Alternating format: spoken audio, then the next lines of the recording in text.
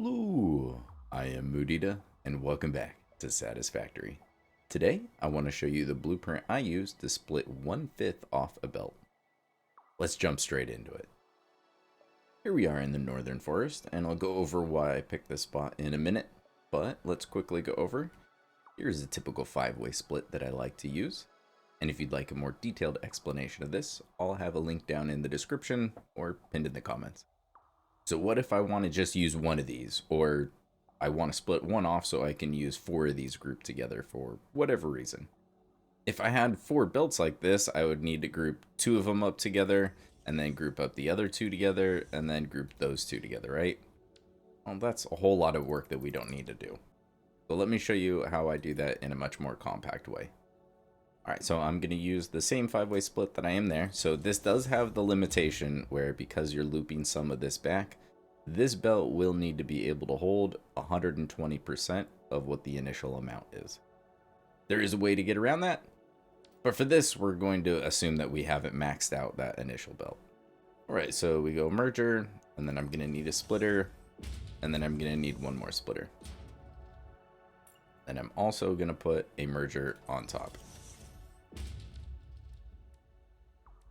And let's see if we can color these slightly different. We'll make the mergers gold and the splitters copper. All right, so for this example, let's work with 300. So we're going to assume that I have 300 incoming on this belt. That means this one needs to be able to hold 360. So this one's also marked for. So this splitter is this one, so we need to split this in half. So half of it is going to go straight ahead to that next splitter. The other half, I'm going to go ahead and just place a splitter. And if I place a lift and then delete it, it'll be in the correct spot. And now if I change it, because I need this to be Mark 3, we'll get rid of the little accordion. Thank you so much for that comment. Although even if you saved it with the extended accordion, as soon as you place the blueprint, it would be nice and short like this. But now we plug this in right here. And so that's the 1/2. So this right here is this whole section. So this is 3/5. This one is this belt. So now I need to split these 3 ways, but I need one of them to cycle on back. So in this example, we're working with 300. If we divide that by 5, we've got 60. So at most, this is going to be 60. We loop that back into the merger. And now on this side, I need to take another 5th and we put it into this merger. So now we have 3/5 and this is our 4th 5th. And this right here would be the 5th. So 1/5 on the bottom, 4/5 on top. Now, unfortunately, I can't put the slash in there, which is what I would really like to be able to do. So what I've been doing is just putting the underscore.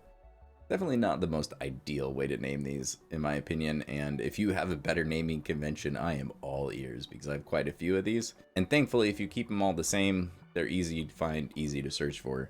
But to help myself out with ones like this, I'll add it in the description down here at the bottom, so I'll do 1/5 and 4/5. Let's see, we'll see 1/5 on bottom splitter, 4/5 on top merger. Another thing I really like to do is just add signs. It can make things just a whole lot easier. You can either leave it floating or you can delete the little stand. Really up to you. Whether you want them floating there, you could add a beam behind it or something. But if we scroll down to the bottom layout, the display signs work out pretty nice for this. I really wish that it would default as white, but we get the Fix-It orange instead. And there we go. And this helps a lot because then when you go to place the blueprint, then you kind of know, and each time you ever have to come back to a section, you kind of know that this whole thing is a blueprint and just save a lot of headache. And then sometimes what I'll like to do is either place it below or to the side, you know, when I actually place it in the world. And then I will actually place the actual amount, you know. So in this example, it would be 60 and 240. Where do you use this? This can be useful to manipulate amounts when load balancing and trying to get a very specific amount. One of the other things I've used this for, I've gone through many of the basic smelting recipes, I wanted to find ideal amounts for load balancing. With underclocking, you could load balance any incoming amount. However, some amounts are just nicer to work with than others. For iron alloy and pure Caterium ingots, 240 will give you a convenient number of machines, 8 and 10 respectively. I could only clock the miner to that amount, but if I want to use that ore for something else, like grouping it up with the extra amount from other miners, this will help maximize the node, as 240 is 4/5 of 300. So here we have a normal Caterium node. I put a Mark II miner on here, fully overclocked. This will give you 300. I think this is a pretty realistic example of something that I would use this for. Even though it looks like it, the miner is most likely not exactly on the world grid.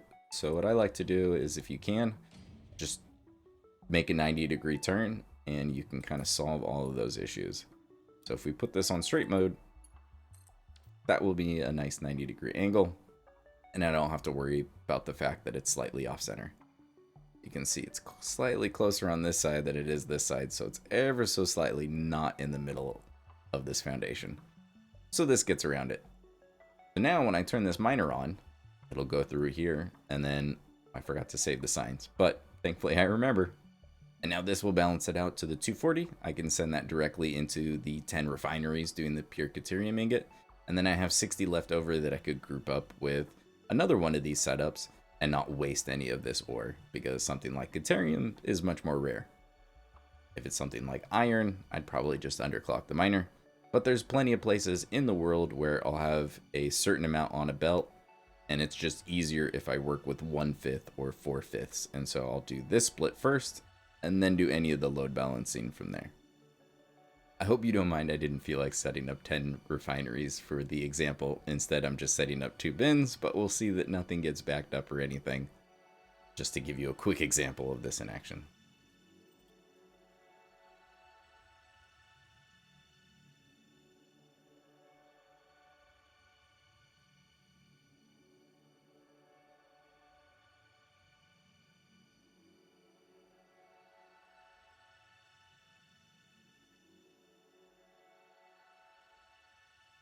And there we go. We've got the full line right here. And that's kind of how you know it's working. So if we have a full 60 belt, that means the other belt's got to be 240 because we're not backing up anywhere. Everything's running smooth like it should be. So I realize in this example you could easily use a smart splitter, but I've been able to use this blueprint in a number of places. And that's going to do it for this one. I'm going to keep working my way through random splits I've come across through in the world and sharing my blueprints of these. If you have any suggestions or requests for splits that I do in the future, please let me know in the comments. So look forward to that, and thanks for watching.